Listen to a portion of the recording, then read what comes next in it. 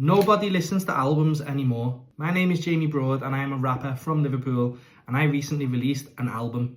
That's right, 10 tracks, all as one body of work. In the streaming day and age, all I've been told for the last few years is don't release albums. You should release songs, and that way you can get them on playlists and stuff like that.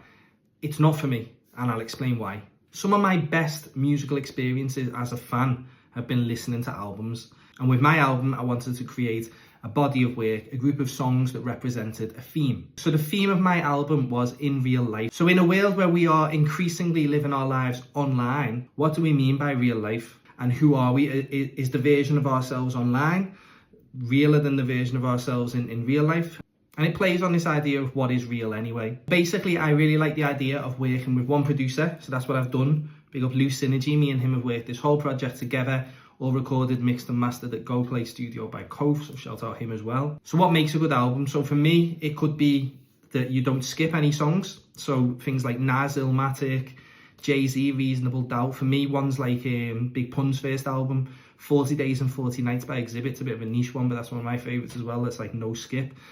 So yeah, for me, an album though as well is, it might have a song or two that you skip, but overall, does it create a theme? Do you feel like you're living in the album? Another thing that you could say could make a classic album is that it stands the test of time, or that it's maybe shifted a genre, either created a new music subgenre or style, or has shifted the genre for other people. Another reason might be that it's a seminal work and it really represents this one person or this individual. Like if you are a fan of them and all the music what is the best, most quintessential release that sums up their music, and I think that can be another reason for what makes a classic album. The other thing is, in today's day and age, increasingly we are forced to consume short form media, and I think that's potentially dangerous for our attention spans, especially younger people, and also our critical thinking skills.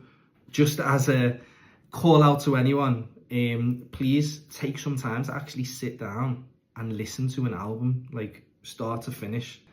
If you don't like parts of it, that's fine. You might not like one song, because you know the great thing about albums is like you might listen to it again years down the line and that song might suddenly be your favourite of the project. It might grow on you.